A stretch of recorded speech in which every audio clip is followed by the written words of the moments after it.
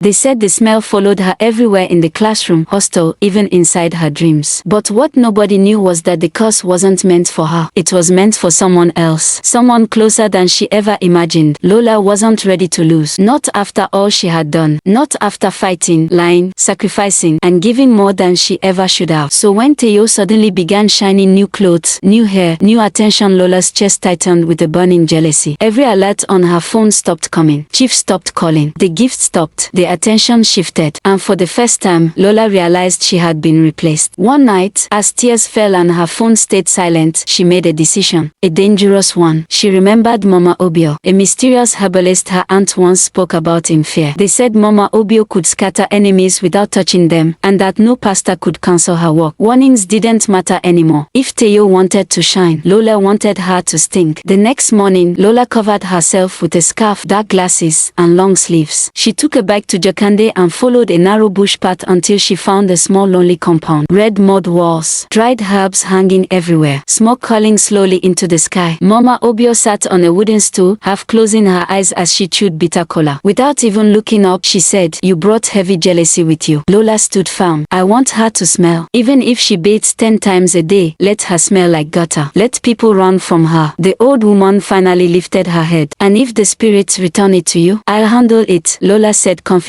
Mama Obio nodded slowly. She brought out a small black pot. "Take this black soap, mixed with goat liver and oil of shame. Rub a little inside her body cream. But listen well, if you use this on someone who shares your blood, the curse will come back to you." Lola frowned. "She's not my family." "Then go," Mama Obio said. Lola grabbed the pot and left. That night, when Teo slept deeply, Lola sneaked to her table. Her cosmetic pouch was wide open, careless and inviting. Lola opened the body cream, scooped a little black soap, mixed it carefully, closed it back and returned to bed with a racing heart. She dreamt of smoke, whispers, footsteps behind her. When she woke up, the sun was bright and Teo was already getting dressed, white crop top, blue jeans, heels beautiful and confident. By 11 a.m., campus buzzed. "Who they smell like toilet?" A big closed window. "Wait, not Teo passed here just now." At first, she didn't notice, but when even the lecturer opened windows in the middle of class, when friends shifted away from her, when people whispered openly, Teo froze in confusion. By evening, nobody wanted to sit on her bed. Someone even dropped antiseptic soap on her table. Teo bathed 3 times. Nothing changed. She cried. Lola comforted her with fake sympathy. "Maybe it's spiritual," Lola whispered. Teo nodded helplessly. By the 3rd day, something strange happened. Lola smelled it too. At first, faint, then stronger, then unbearable. Her lodge mates whispered, "Lola, this your perfume they smell one kind of." Another asked boldly, "You they use the same cream with Teo?" Lola panicked. She scrubbed with lemon, bathed with Dettol, rubbed camphor. Nothing worked. The smell returned stronger each time. Terrified, she rushed back to Mama Obio's shrine. The old woman didn't even look up. "You didn't tell me she's your blood." Lola froze. "What? You and Teo share the same bloodline, same root, same mother's side." Mama Obio lit incense and waved it around Lola. "Your mother is Ayobo from Owo." "Yes," Lola whispered. "Teo's mother is Busy, from the same village, same father, different mothers. They fought years ago over land and swore never to speak again." Lola's knees weakened. "Her mother once mentioned a stepsister she never forgave, but she never thought she's my cousin." Lola whispered. "Blood does not lie," Mama Obio said coldly. "You used a curse meant for strangers on your own blood. The spirits have returned it, and it cannot be reversed." Lola broke down, crying. "Please, Mama, help me. I didn't know. Time alone can fade it. Nothing more." Back in school, the rumor spread faster than Hamatan fire. "Both of them they smell now. I hear say them do jazz for one man. Now what for girls way they fight for sugar daddy." Lola couldn't sleep. Her hair started falling out. Her skin itched constantly. Teo avoided her completely. And Chief, he disappeared. Changed his number. Ghosted both of them. The throne was gone. The crown was useless. All that remained was the stench of disgrace. The hostel grew quiet. Teo stopped wearing makeup, stopped going to class, stopped smiling. Lola wasn't better. She lost weight,